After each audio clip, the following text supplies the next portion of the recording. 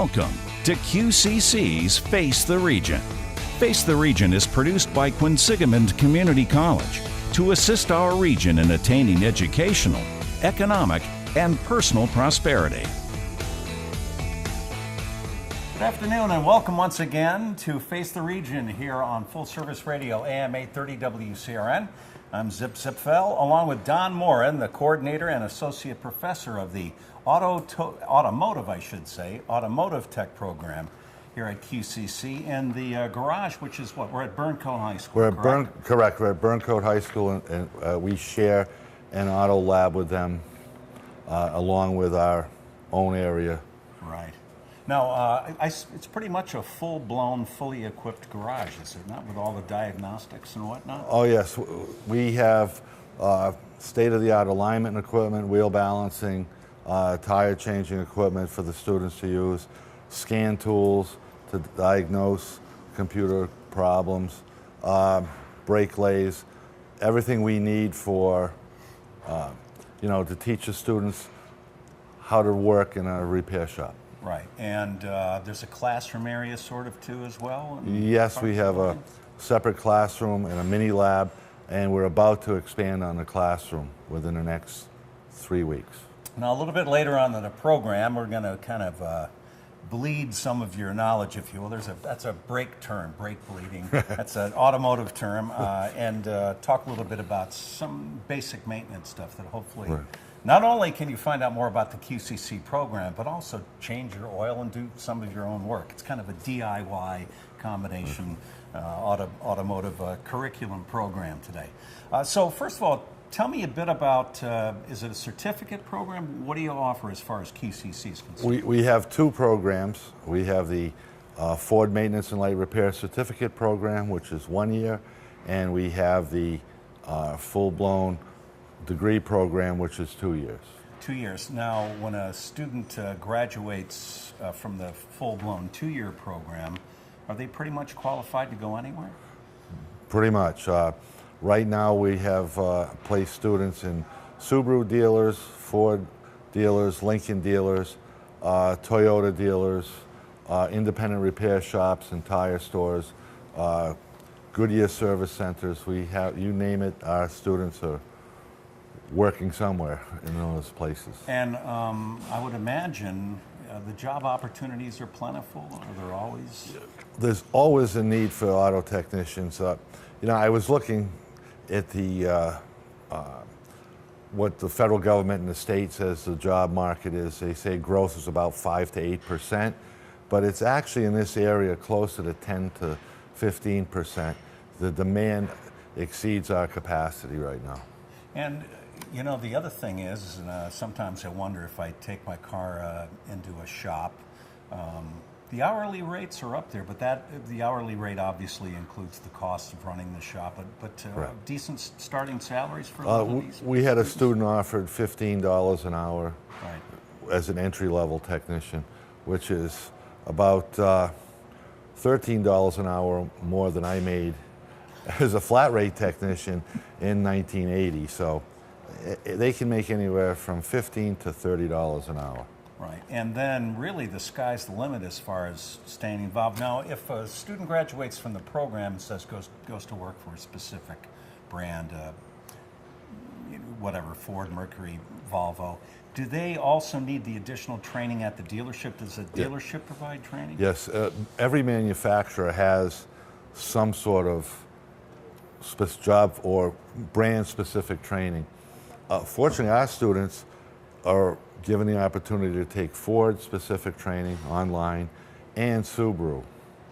So they can go into a Subaru dealership with some advanced training when they leave here. Right. And same with Ford. They can go and get most of their training for the Ford Master program through here. So Don, if a student stays in the field for a career and keeps moving up and perhaps ends up as a service manager at a dealership, what kind of dollars are you talking salary-wise in that position? We can talk up to 6 figures in that position. I just had a visit from a former student, been out for 10 years, and he is now a service manager at a Nissan dealer. So that was pretty nice thing to see that the student had made it that far in 10 years. And they also, I mean, even if you have these skills, a lot of guys open their own shops and Yes. just doing their own thing. And Do their own thing, specialize in either brakes or suspension work, or some go full-blown into diagnostics, electronic diagnostics. You know, there's endless opportunities in this business. And you pretty much cover the whole gamut here in one way or another, other than the proprietary specifics of the certain brands. Yeah, the automobile is, as you know, we've discussed this before, it's very generic. So we cover soup to nuts, from brakes to suspension to transmission to climate control, air conditioning. We do cover some specifics in some brands because we have the opportunity to teach that. But just about everything that we teach can be applied to another brand. Right. And how much, you know, it's when you bring a car into a given shop these days, one of the first things they do, they find the computer plug-in and they do the diagnostic. Is there a common software for all vehicles, or is that a whole competitive thing? Well, we have common software. All vehicles after 1995 have to be OBD2, which is onboard diagnostics 2. And they have to all be compliant to that. So there are generic codes that are the same for each car, each So that's brand. the kind of thing, if you went to, not to plug AutoZone, this is not a plug AutoZone, but when they do the scan thing, that's That's the generic code.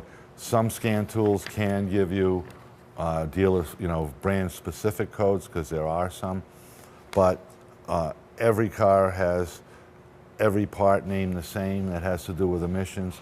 They have all the same codes. An EGR code is the same whether it's a Ford, a Chrysler, a Toyota, a Dodge, or a Subaru. Right, not to get too far into the technical weeds here, either state to state, do those emission standards and things different, and does the software have to be tweaked for that kind of thing? We're a green state here in Massachusetts. Most of New England are green states, as well as California. But the basic automobile is pretty much the same throughout the lower 48. Okay, there are some specific cars that are only for green states, but the software is the same. We're chatting with Don Morin, who is the coordinator and associate professor of the Automotive Tech program here at Quinsigamond Community College. We're actually on the campus of Burncoat High School here in Worcester. When we return, we'll find out more about the opportunities in the field and some of the techniques he employs in teaching these courses, as well as some automotive tips. When Face the Region continues, you're on Full Service Radio, AM 830 WCRN.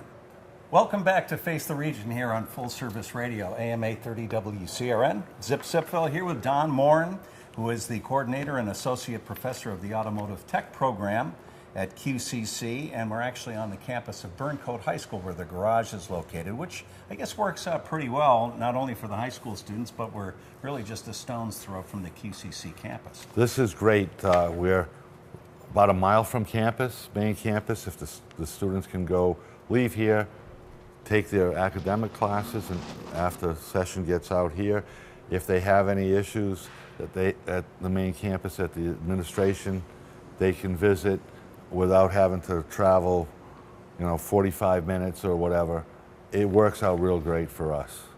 Now, let's talk a little bit more about the two-year program. So are there regular classes that they take in addition to the automotive techniques they learn here? Oh yes, there's full academics, there's English, there's psychology, there's math, there's science, humanities. We want a full, well-rounded person to be working in a dealership or in a shop. We want a person who has good personal relationship skills, what we call soft skills in the business. We want one who can communicate well with others. They may have to communicate with a factory rep or an engineer somewhere down the line, so we want them to have that background. Not just under the hood and, in the lube bay. Right, and plus there's more to life than just cars. There's arts, so humanities comes into play. Don, that's not what you've told me in our private conversations.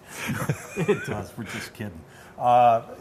Well, that's an important, an important aspect, I think, of any college experience is having the interpersonal skills. And I would imagine, especially in a customer-focused business like automotive repair, you really do be able to have to think on your feet quickly and deal with sometimes customers who can be a little edgy. Yes, customers, most customers walk into an automotive repair shop not in a great mood because their car's broke. So you have to kind of turn them around and get them to leave with a smile on their face and assure them that, yes, we are going to take care of your car. Yes, we'll have it done before you get out of work. You have to reassure them of that, and you have to kind of turn that person around. So that's where psychology and good interpersonal skills really comes into play in this business. Especially when they say, well, that part, we underestimated that part cost a little bit. It's going to be X amount of dollars. Yes. Now, the 2-year program, I understand you have articulation agreements with some schools. What would be a 4-year school that they would be able to roll the credits from QCC into? In this area, Ben Franklin Tech Institute in Boston. Ben Franklin has a great program in automotive management. It's a bachelor's program. So our students have an articulation program agreement there that they can go in as juniors. We actually have a young lady who started in September who's in that program now. We also do have students go out as far as Western Michigan University to take engineering. And all of those credits, surprisingly, transferred from here. So, and what would be, a field that they would be entering into beyond that, automotive design or? Design, powertrain design. We have a graduate, an alumni who works in Dearborn for Ford, who has a degree from Western Michigan and an associate's from Quinsig. And he was working as a powertrain designer, and now he's working in the customer service division, designing repair manuals and procedures for the rest of the world. Not North America, but the rest of the world. Wow, that's great. That's great. Good stuff to know. We're sitting, I see, in front of a pretty high-end, what is it, Mustang GT, correct? Yes. 2016? 2016. And tell us a bit about that. Well, we've been affiliated with Ford Motor Company since 1987. And Ford donates training vehicles to programs that they're affiliated with. And this particular car came out of Texas. It was involved in a hailstorm, and it had a back window blown out. And because of the hail damage on the roof and the water damage, it couldn't be sold, so they donated it to us as a training vehicle. Right, and so the kids get to work on it? Yes. They actually get to test drive it? They want to, but That's reserved for the instructors only. It's kind of tough to let a kid loose with that car, I would think so. But boy, that really is great hands-on experience. Really, really terrific. And again, so there's great job opportunities. Plus, it's just a great skill to have. I would imagine you become the most popular guy in the block once people know that you have those skills. So coming from your experience teaching these classes for how long now? This is my 29th year. 29th year, wow. What do you look for? What are the positives in the kids you see coming through the door? Just an innate knowledge of mechanics, or wanting just the passion to want to learn? I think the passion to want to learn is really great because they put in the extra effort. And I mean, some of these students put in a lot of extra time, ask a lot of questions, stay late, in the afternoon after classes are over. They'll stay and ask questions. They pick your brain. I've had students who used to sit in my office at lunch with me and pick my brain over wiring diagrams to understand how things work. And one of those students is also working at Ford Motor Company in Dearborn. He went that far, went the extra mile. I love kids like that. These, they ask questions, they stay late, they come in early,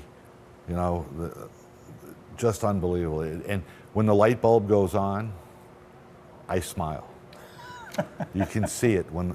I think as an instructor or professor one of the greatest things is when a student's having difficulty, and then all of a sudden, you can tell when that light bulb goes on. You can tell when they get it. And that is probably one of the greatest feelings I've ever had. You know, that's a recurring theme I seem to hear about not only your courses here at Quinsig, but in all the other disciplines and the professors. The people are passionate, and especially the instructors are passionate about making sure the kids understand, you know, what's going on. It's one thing I found in my time here at Quinsig is that we go the extra mile. We're not afraid to sit down with a student who is having a problem, understanding a concept, and working with them. We just got the stop sign. There you go. We're talking with Don Morin. He's a coordinator and associate professor of the automotive tech program here at QCC in the garage location at Burncoat High School. When we come back, we'll pick his brains. As he was just saying, the students pick his brains. We're going to pick his brains about some basic automotive maintenance issues. When Face the Region continues right here on Full Service Radio, AM 830 WCRN. Welcome back to Face the Region here on Full Service Radio, AM 830 WCRN. I'm Zip Zipfel, along with Don Morin, who is the coordinator and associate professor of the automotive tech program at QCC here at Burncoat High School, where the garage is located, the physical plant where they teach the courses right down the street from QCC, as well as the classrooms right next door. Don, October is Car Care Month. Any specific things that the average person, even if they're not so mechanically inclined, can do on their own to keep their vehicle running smoothly and perhaps avoid a visit to a shop? Sure. One of the first things is to check their coolant level, and through local parts store or discount store, you can buy a coolant tester to test the quality of the coolant, make sure it's set for winter, check all your lights, make sure they are all operative, because you know it's getting darker earlier and lighter later in the morning, so you run your lights more, make sure they all work. Make sure your battery connections are clean. Have your batteries checked by a qualified service center or someone with a real good battery tester to make sure it's going to make the winter. Now, are the over-the-counter cheaper battery testers, are they effective at all? Are they kind of a crapshoot? Right now we're using an electronic battery tester that puts a load on the battery and tells us if the battery is good, bad, or needs a recharge. So sometimes you get a false reading on a battery where it says it's taking a full charge, and in fact, once there's a load on it, it's not good. You're out of luck. You need to have a battery tester that does put some sort of load on it. Make sure your oil's changed, you know, and the level is full. People like to let their maintenance go, but winter is probably the most important time to maintain your car. Wiper blades, we get snow, we get more rain, it seems, sleet. Wiper blades have to be in good condition. So those should be replaced or at least checked to make sure they're set for winter. Now, you know, there's so many different options for getting your oil changed at the various Jiffy Lubes and Valvoline and whatnot. Can you change your own oil in your own garage? I mean, or has the technology gotten to a point where you need specialized tools? On most cars, yeah, you can change your own oil. Some cars, you have to go through a process to reset the light. But it is one of the things you can still do to your own vehicle that you don't need specialized equipment for. You need a jack stands, a container to drain it, and a couple of wrenches. See, I already hear people going, well, that leaves me out. Jack stand, or you know what I mean? Right. So you got to have a little proactive in you to get it done. And some people still do it. I still do it, you know, but it's something you can still do. I've got a question that has always kind of interested me. Your thoughts on regular oil, conventional oil, and synthetic oil?